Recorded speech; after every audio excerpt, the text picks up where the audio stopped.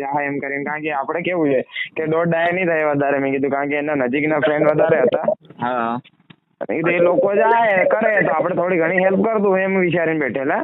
પણ બીજા બારમું કેને આવી ગયું, 12મું આવી ગયું તો હજી કોઈ ગયું નહીં એમ. ના કોઈને વિડીયો દેખાયો, ના કઈ કોઈ હેલ્પ નું કોઈ હા એ વાત મુલાકાત નહીં, કઈ નહીં. તો મેં કીધું પછી આપણે મેં કીધું જઈએ, હા જઈએ મેં કીધું બીજું પૂછે મેં કીધું કઈ રીતનું શું છે આ લોકોને એમ, ના સાચી વાત છે ને. સગવડ છે કે નહીં એ લોકો જોડે. કારણ કે હમણાં દેખો કાલ 12મું છે ને, 12માના બી રૂપિયા નથી એવી વાત છે. કાલે અમે મળ્યા હતા, ગઈ પરમ દિવસ હા 2 દિવસ આજ મળ્યા ને.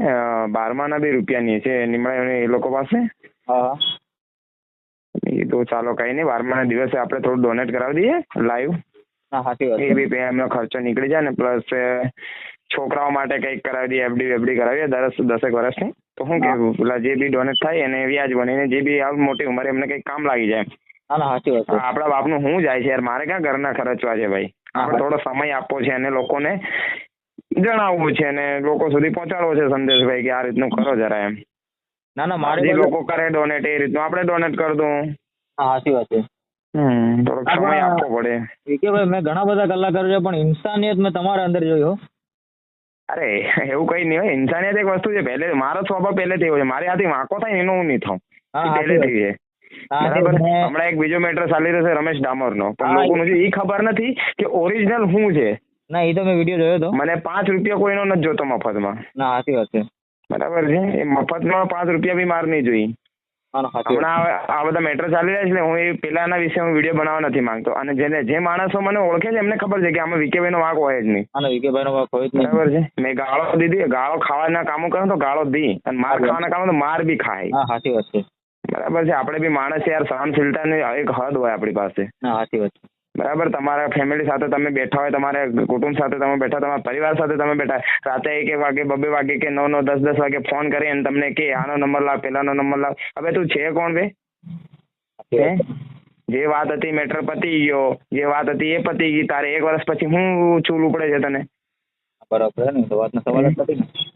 બરાબર. 50,000 રૂપિયા કઈ નાની રકમ નથી કે તે રમતા રમતા અમને આલ દીધી હોય, કે હું કોઈ ગુંડો તો છો નહીં કે મારા એક ફોન પર પૈસા આલ દીધા હોય. સાચી વાત છે.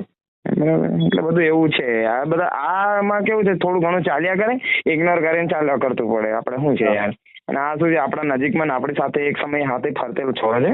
હા હા તો હેલ્પ કરી દઈએ. આપણે આખી દુનિયામાં જ નહીં ફરી વળે, આખા બધાની તો હેલ્પ નહીં કરી, પણ જેની થાય એટલી તો કરી દઈએ કે એમ. જેને આપણે જ થાય એટલું કરવું જોઈએ.